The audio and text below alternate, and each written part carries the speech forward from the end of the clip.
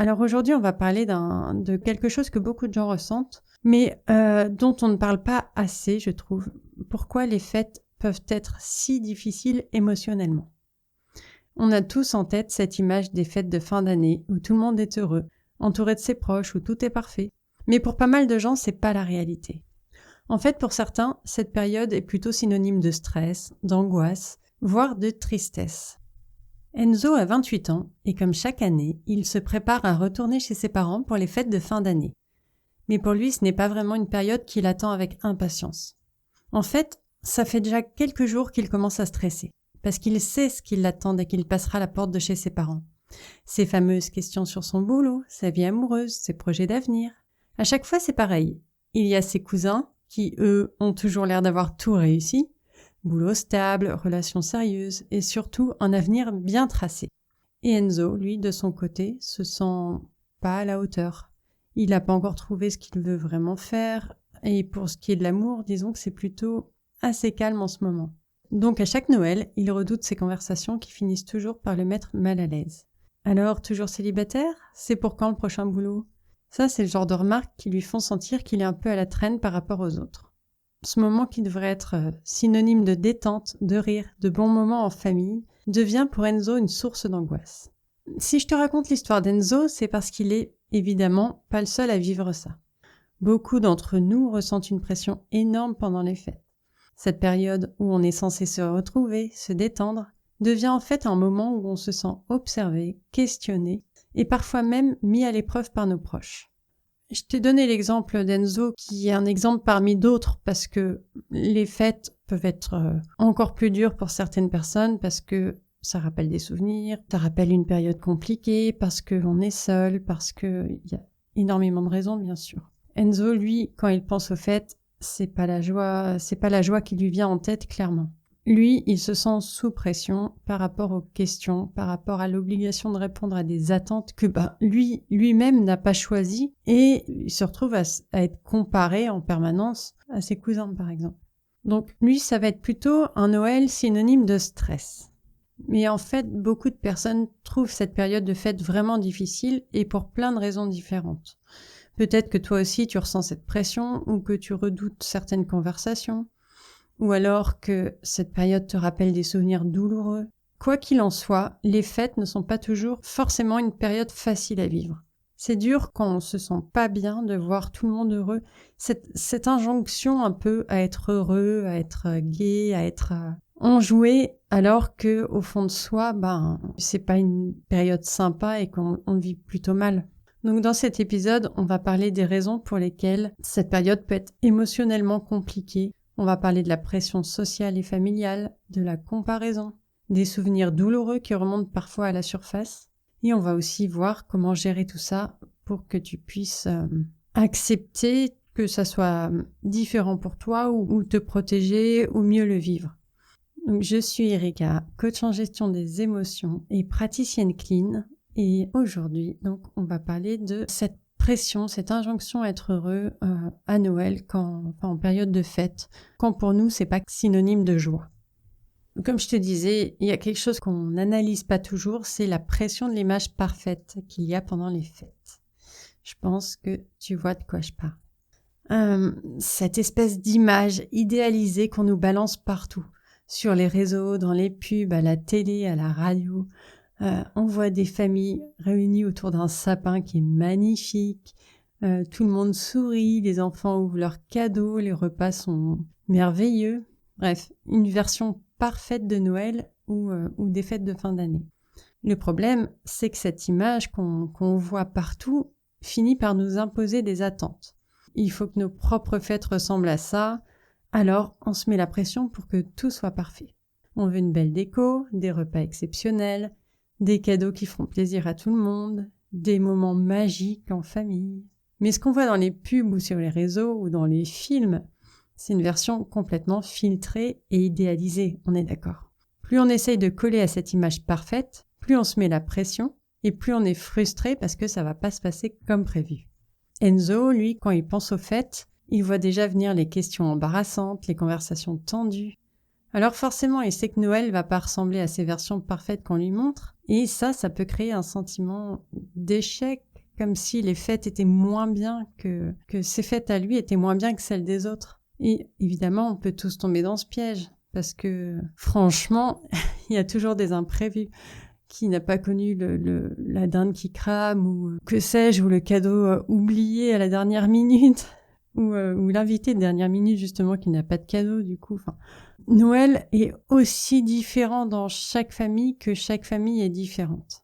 Et puis aussi, tout le monde n'a pas forcément envie de jouer le jeu de la fête parfaite, parce que ça crée énormément de stress, le stress de vouloir que tout soit bien. On se met à courir partout, on s'occupe de chaque détail, on se met une pression folle pour les cadeaux.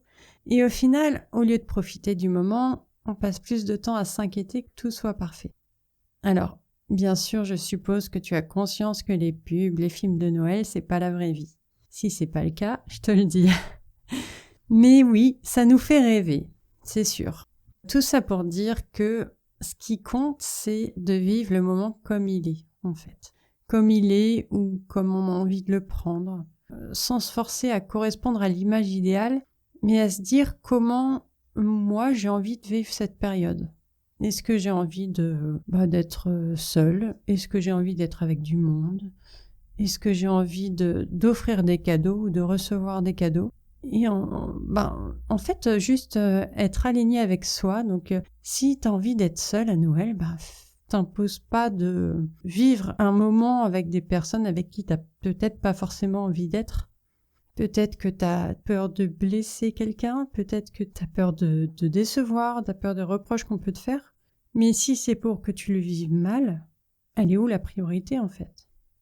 Et puis, peut-être que ce qui rend les fêtes spéciales, c'est pas la déco impeccable ou le repas gastronomique, mais juste le fait d'être avec les gens qu'on aime, de profiter de ce moment sans chercher à en faire trop, parce que ce qui reste dans nos souvenirs, c'est souvent les imperfections, c'est souvent ces moments où on a tout foiré. Sur le moment, on est hyper vénère, évidemment.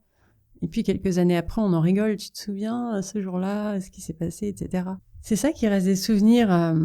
Souvent, je me dis que quand je vis un moment galère, je me dis, bon, j'en rirai dans quelques années, quoi. Et souvent, c'est le cas. Mais pour en revenir à la solitude pendant les fêtes, oui, c'est quelque chose dont on ne parle pas beaucoup. Quand on se retrouve seul, loin de la famille, ou sans proches avec qui partager ces moments, et qu'on a envie de ne pas être seul, c'est compliqué. Il y a d'autres personnes aussi qui sont entourées, mais qui se sentent émotionnellement déconnectées. Un peu comme si elles étaient à part, sans vraiment appartenir à ce qui se passe autour d'elles.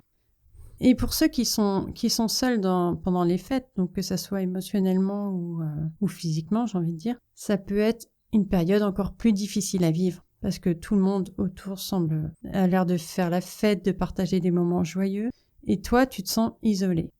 Alors même si tu fais des efforts pour te distraire, ce sentiment de solitude, il va rester lourd. Les fêtes vont devenir un rappel de ce qui te manque. Ça peut être la présence d'un proche, d'une famille, ou juste en fait d'avoir le lien avec quelqu'un. Il y a la solitude émotionnelle aussi dont je te parlais, qui peut arriver aussi même quand on est physiquement entouré. Enzo, par exemple, il est bien là, hein, il est avec sa famille, mais il se sent pas vraiment connecté à eux.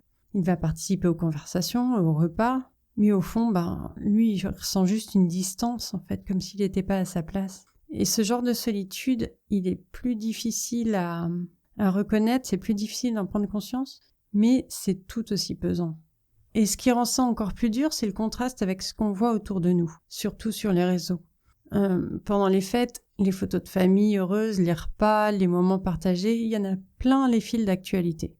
Mais tout ça, c'est souvent une version idéalisée de la réalité. On voit ce que les gens veulent montrer sur nos fils d'actu, on voit ce qu'ils veulent montrer d'eux, on voit ce qu'ils veulent montrer de leur vie. Donc des fêtes, des rires, des cadeaux, ok.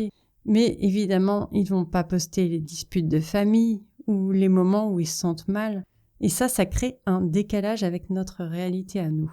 Pourtant, derrière beaucoup de ces photos, crois-moi, il y a aussi des moments moins joyeux qu'on va pas montrer, évidemment. Il y a des choses de l'ordre de l'intime qui n'ont pas forcément besoin d'être partagées. Donc, tu as le droit, évidemment, de te sentir seul, même pendant les fêtes, c'est légitime. Parce qu'encore une fois, tout le monde ne les vit pas de la même façon. Si tu te sens isolé, peut-être que tu peux prendre le temps de te connecter à toi, Peut-être même que cette année, au lieu de chercher à correspondre à cette image des fêtes, tu pourrais juste t'autoriser à être là où tu es, sans te forcer. Prendre un moment pour toi, te mettre un bon petit film, avec un petit dîner qui te fait plaisir. Ou alors rassemble-toi avec d'autres personnes qui sont seules, si t'en as envie, pourquoi pas. Ou pars en voyage, ou fais ce que t'as envie en fait. Comment toi t'as envie de vivre ce moment des fêtes? De quoi t'aurais besoin pour que ça soit un bon moment? Et il y a une chose aussi que je voudrais aborder, c'est que les fêtes de fin d'année, elles ont cette capacité de faire remonter à la surface des blessures émotionnelles. On pourrait croire que c'est une période de joie, de légèreté, mais souvent c'est le moment où des souvenirs ou des tensions refont surface. C'est des moments où on est replongé dans des souvenirs d'enfance, dans des dynamiques familiales qui sont pas toujours simples à gérer. Des conflits remontent, des attentes qu'on n'a pas exprimées, des moments où on s'est senti rejeté ou incompris. On n'y pense pas tous les jours, bien sûr, mais ces retrouvailles familiales ont un peu cette capacité dont on se passerait bien de raviver ces blessures. Pour certains, ça va être des deuils qui rendent cette période difficile. Quand on a perdu un proche, surtout quelqu'un qui avait une place importante, pendant les fêtes, ça laisse un vide immense. Et chaque Noël, chaque réveillon, ça va rappeler cette absence, ça va rappeler cette douleur. Parce que ce moment qui était autrefois joyeux, nous rappelle maintenant ce qui manque, ce qui ne sera plus jamais pareil. Et oui, la période du deuil, même des années après, peut être réveillée durant cette période. Et pour revenir à la famille, oui, ça va être des disputes, des rancœurs, des tensions qui sont jamais été réglées, jamais été apaisées. Et oui, quand tout le monde se retrouve autour de la table, il y a des espèces de non-dits qui flottent dans l'air et ça peut être hyper pesant. On a toujours l'impression que chaque discussion peut déclencher une dispute, peut déclencher un rappel émotionnel. Et ça peut être juste un regard, ça peut être juste une petite remarque lancée comme ça. Mais c'est vrai que les dynamiques familiales, elles sont souvent complexes. Alors, tout le monde essaye de faire bonne figure, mais les petites tensions là qui sont sous-jacentes, elles demandent qu'à ressortir. Et le problème de toute façon générale des blessures émotionnelles, c'est qu'elles sont souvent invisibles aux yeux des autres en fait. On peut avoir l'air détendu en apparence, on peut participer aux conversations, mais être mal à l'intérieur, que ça soit des traumas, que ça soit des sentiments d'oppression, que ça soit des peurs, de la colère, c'est présent, même si on le voit pas. Et le truc, c'est que ça peut émerger à tout moment. Donc forcément, on est sur nos gardes et puis il suffit d'une petite étincelle pour allumer la bombe. Alors, ok, mais comment faire face à tout ça? En fait, c'est pas une faiblesse de ressentir des émotions négatives pendant les fêtes. C'est une réaction normale, une réponse normale à des situations qui nous touchent. En avoir conscience, en fait, et ne pas se culpabiliser pour ça, se dire « je ressens de cette manière, voilà de quoi j'ai besoin et voilà ce que je vais faire ». Ça peut être aussi nécessaire ou intéressant de prendre du recul par rapport aux dynamiques familiales.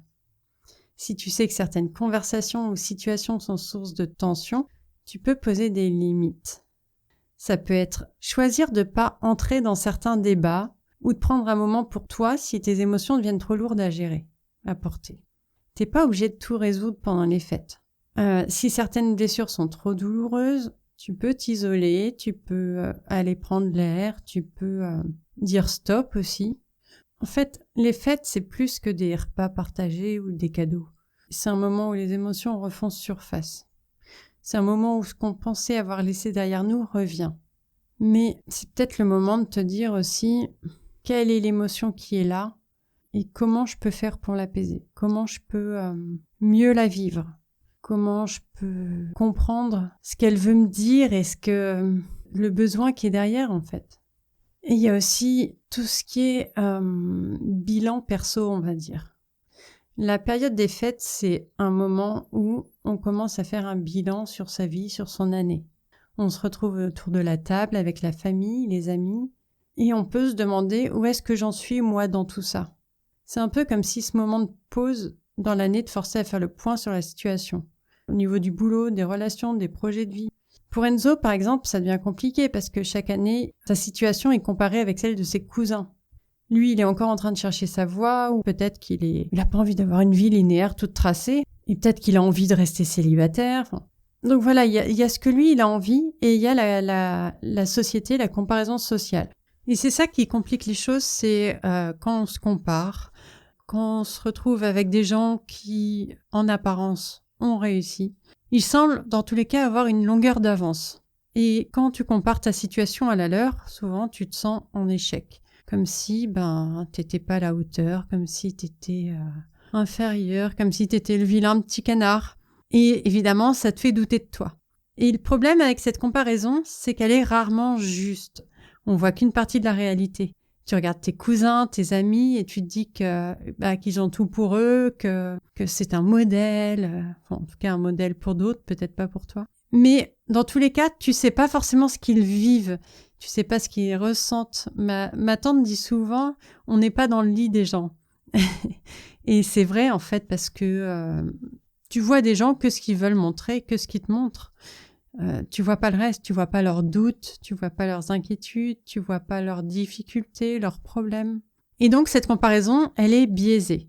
Et ce moment de bilan, en fait, ça peut être un peu lourd, surtout si tu as une période de ta vie où tu te sens perdu, ou que tu te sens pas là où tu pensais être à ce stade. Par exemple, si tu avais fait des projets pour l'année, des objectifs, si tu avais mis en place des objectifs à atteindre, voilà, si tu t'étais imaginé où tu en serais à la fin de l'année, par exemple en début 2024, et que fin 2024, début 2025, tu te rends compte que tu n'étais pas du tout là où tu voulais, ça peut être compliqué.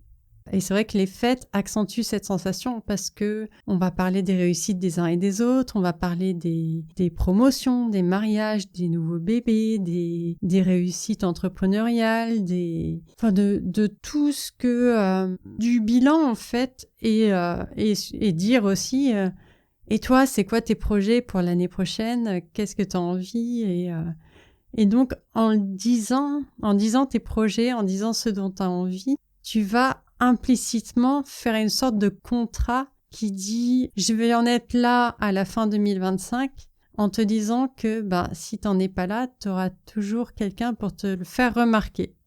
Et c'est ce qui vit Enzo chaque année en fait. Alors, comment éviter de tomber dans cette comparaison ? Juste se dire en fait que chacun a sa propre direction, a son propre chemin, ses propres rêves, ses besoins, et que c'est pas du tout les mêmes pour tout le monde. Ce qui est important pour toi, ça peut être très différent de ce qui l'est pour les autres. Et c'est ok en fait. Tu as des envies différentes, des besoins différents. Et c'est ok. Ensuite, essaye de faire un bilan plus personnel, c'est-à-dire qui va être basé sur tes critères à toi, pas sur tes critères que ta famille ou que la société en général t'impose, mais qu'est-ce qui est vraiment important pour toi ? Quelles sont, je suis sûre que tu en as eu, me dis pas non, quelles sont les petites victoires que tu as eues cette année, même si elles ressemblent pas à celles des autres. C'est pas parce que t'as pas eu de promotion ou de relation parfaite que t'as pas progressé dans ta vie cette année. Alors même si t'as eu des petites réussites, mais franchement, il y a pas de mesure à faire en fait. Mais est-ce que le toi de fin 2024, début 2025 est meilleur que le toi de début 2024 ? Quand je dis meilleur, je parle encore une fois par rapport à ce que toi tu veux, par rapport au rapprochement de tes objectifs, par rapport à la personne que tu veux être. Ça peut être peut-être que tu as fait un travail sur toi, peut-être que tu as traversé des moments difficiles et que tu as réussi à rebondir, peut-être que tu as pris des décisions pas faciles mais courageuses, peut-être qu'à un moment tu as osé être toi-même, t'habiller comme tu le voulais. Voilà, en fait, c'est tout aussi valable que d'avoir décroché un contrat ou d'avoir acheté une maison, en fait. Parce que quand on se compare aux autres, on peut oublier nos propres valeurs, nos propres objectifs. Alors, cette année, pendant les fêtes, recentre-toi sur ce qui compte pour toi et rien d'autre. Ensuite, pendant les fêtes, il y a le surmenage. Quand je parle de surmenage, je parle à la fois physique et émotionnel. Entre les cadeaux à trouver, les repas à préparer, les invitations à gérer, les allers-retours pour aller dans la famille de l'un, dans la famille de l'autre. En fait, souvent, on se met à courir dans tous les sens et on est épuisé. Pour pas mal de gens, c'est un vrai marathon, les fêtes de Noël. Il faut trouver le cadeau parfait, le repas et les déplacements. Et tout ça, ça peut créer une fatigue énorme. Et au-delà de la fatigue, ça peut te stresser, enfin un stress qui s'accumule et qui au final gâche le moment parce que t'es épuisé, t'as plus l'énergie. Peut-être aussi qu'au lieu d'en profiter, tu vas penser à tout ce qui doit être fait. Et c'est là qu'on arrive à la surcharge émotionnelle. Parce que au-delà de la fatigue physique, il y a la pression de vouloir plaire à tout le monde, de faire un Noël mémorable, que tout soit parfait. Mais plus tu essayes de contenter tout le monde, plus tu t'oublies, toi, dans l'équation. Tu jongles entre les désirs des uns, des autres et les tiens.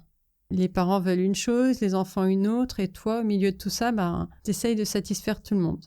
Mais, encore une fois, c'est impossible. On peut pas être partout à la fois. On peut pas combler toutes les attentes. Et donc, si vraiment tu t'oublies dans cette histoire, tu vas t'épuiser émotionnellement.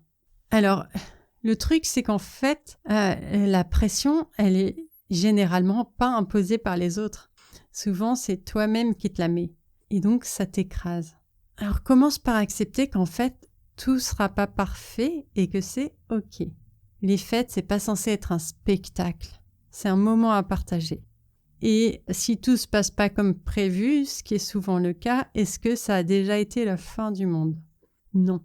Bien souvent, c'est pas la fin du monde. Et en fait, c'est pas pour ça que c'est pas un bon moment. Et aussi, poser tes limites. T'es pas obligé de faire tout seul. T'es pas obligé de satisfaire tout le monde. C'est normal de dire non. C'est normal de demander de l'aide. Et t'as le droit de te préserver. Alors, si tu sens que la fatigue te rattrape, si tu sens que la pression monte, prends un moment pour toi. Parce que c'est nécessaire. C'est pas égoïste. Sinon, OK, tout le monde sera content, tout le monde sera heureux, mais pas toi. Donc, ne te laisse pas écraser par les attentes, qu'elles viennent des autres ou de toi-même. Les fêtes, c'est pas un test à passer, c'est un moment à partager. Pendant les fêtes, il y a aussi un autre sentiment qui refait surface un peu, c'est la nostalgie. Ce petit pincement au cœur quand tu repenses à des moments passés qui dans tes souvenirs sont parfaits. Peut-être les Noëls quand tu étais petit, ou la présence de certains de tes proches qui étaient encore là et qui ne sont plus là. Alors la nostalgie, c'est pas forcément négatif, ça peut être doux, mais ça peut aussi rendre le moment présent un peu plus difficile à vivre. Parce que tu compares ce que tu vis aujourd'hui avec ces souvenirs.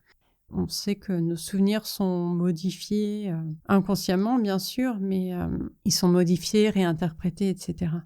Donc oui, les fêtes, ça peut raviver des moments heureux, te rappeler ce que tu as perdu, que ce soit une personne, une situation de vie, ou même juste l'insouciance, en fait, d'une autre époque.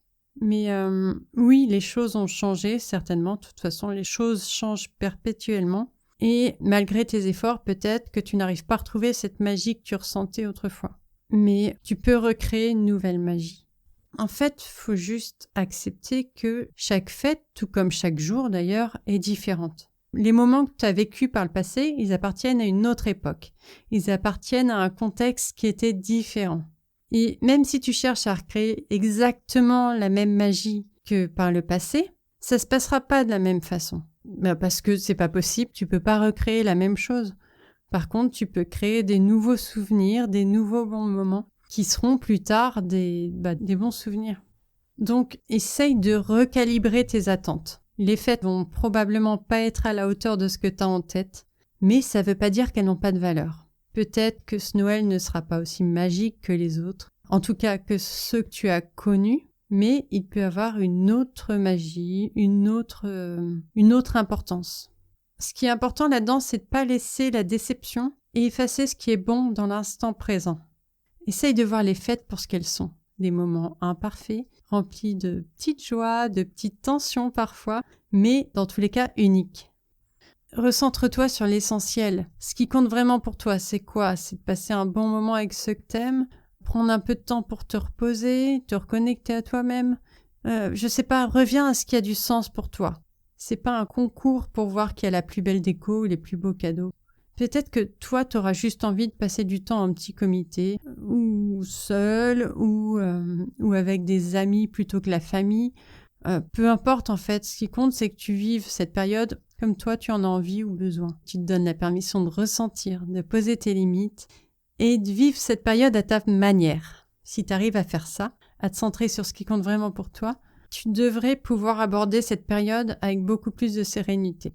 Donc, n'oublie pas que tu as le droit de vivre ces fêtes à ta manière. Il n'y a aucune obligation. Alors, j'ai vraiment envie que tu prennes un moment pour toi, pour réfléchir à ce qui te pèse pendant les fêtes. Qu'est-ce que tu pourrais changer pour te sentir mieux? Et si tu as besoin d'en parler, n'hésite pas. Je te souhaite une belle semaine et je te dis à très bientôt.